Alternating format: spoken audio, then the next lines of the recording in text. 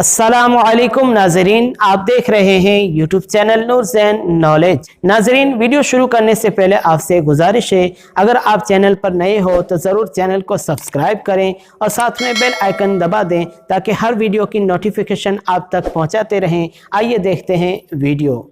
नाजरीन, दुनिया में कुछ शख्सियत ऐसी पैदा हुई जिनकी पैदाइश तो आम से खानदान में हुई, पर अपने कारनामों की बदौलत उन्होंने मुल्क ही नहीं बल्कि विदेश में भी अपना और अपने खानदान का नाम रोशन किया। जी हाँ नाजरीन, हम बात कर रहे हैं भारत के 11वें राष्ट्रपति रह चुके अब्दुल कलाम की, जिन्हें राजनीतिक पकड़ न होने के बावजूद देश का राष्ट्रपति बनने का मौका मिला और उन्होंने उनके ओहदे का बखूबी निर्वहन भी किया। नाजरीन, दरअसल अब्दुल कलाम के तकनीकी और साइंस के मैदान में लगातार कामयाबी और काम को देखते हुए सत्ताधारी और विपक्ष पार्टी ने राष्ट्रपति के तौर पर अब्दुल कलाम को चुना और एक नई जिम्मेदारी दी थी, जिसको अब्दुल कलाम ने बखूबी निभाया और वो 2002 से 2007 तक भारत के राष्ट्रपति रहे। नाजरीन, क्या आप जानते हैं कि 15 अक्टूबर 1931 को तमिलनाडु के रामेश्वरम धनुषकोडी गांव में पैदा हुए APJ अब्दुल कलाम मुकम्मल नाम डॉक्टर अबुल फ़ाखिर ज़ैनुल आबिदीन अब्दुल कलाम था। नाजरीन, अब्दुल कलाम के वालिद ज़ैनुल आबिदीन एक बहुत ही आम खानदान से ताल्लुक़ रखते थे, जबकि माँ का नाम असीमा था।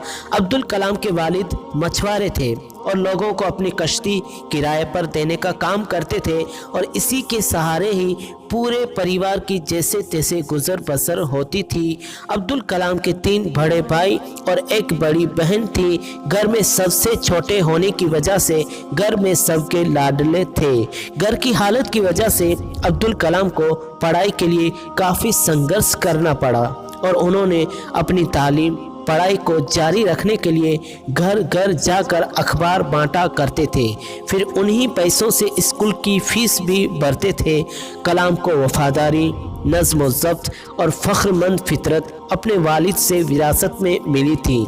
अब्दुल कलाम की शुरुआती तालीम एलिमेंट्री स्कूल से हुई, जिसके बाद उन्होंने साल 1950 में जोसेफ कॉलेज से BSc की डिग्री हासिल की। नाजरीन, कलाम का ख्वाब था कि वो एक फाइटर पायलट बने। 1954-1957 में उन्होंने मद्रास इंस्टीट्यूट ऑफ टेक्नोलॉजी से एरोनॉटिकल इंजीनियरिंग में डिप्लोमा किया, लेकिन शायद वो नहीं जानते थे कि उनकी किस्मत उनको कहां लेकर जाएगी।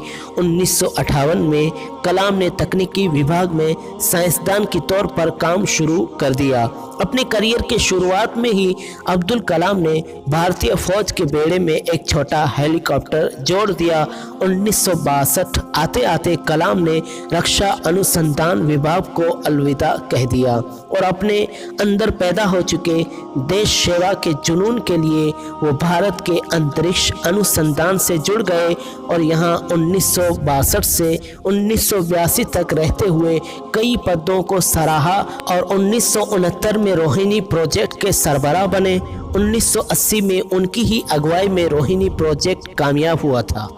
भारतीय इतिहास में ये बड़ी कामयाबी थी, जिसकी बदौलत कलाम को सरकार द्वारा सराहा गया और 1981 में अब्दुल कलाम को सरकार द्वारा पद्म भूषण जैसे सम्मान से नवाजा गया। नाजरीन, कोई भी अच्छा काम करने के बाद अब्दुल कलाम कामयाबी को माँ के कदमों में रख देते थे।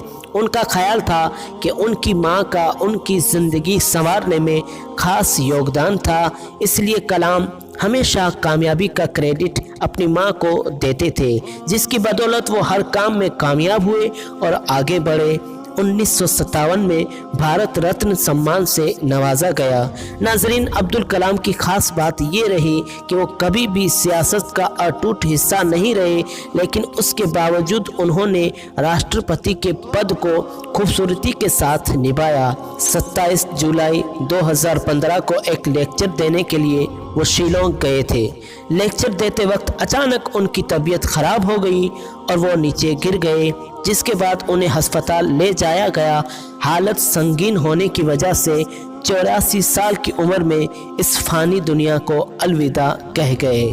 नाज़रीन, यकीनन छोटे से गांव से निकलकर दुनिया भर में अपनी काबिलियत का लोहा मनवाने वाले अब्दुल कलाम साहब ने हम सभी को सीख देकर गए कि अगर इंसान के अंदर लगन और जज्बा हो तो मुसीबतों का आसानी से सामना कर सकता है और कामयाबी की ओर बढ़ता है। इसलिए इंसान को मेहनत का दामन कभी नहीं छोड़ना चाहिए। अगर आपको ये वीडियो अच्छा लगा हो तो ज़रूर लाइक करें, शेयर करें। अगर आपने चैनल को सब्सक्राइब नहीं किया तो ज़रूर सब्सक्राइब करें। एक बार फिर न्यू नॉलेज के साथ हाजिर होंगे, तब तक के लिए अस्सलाम वालेकुम वरहमतुल्लाहि वबरकातुहू।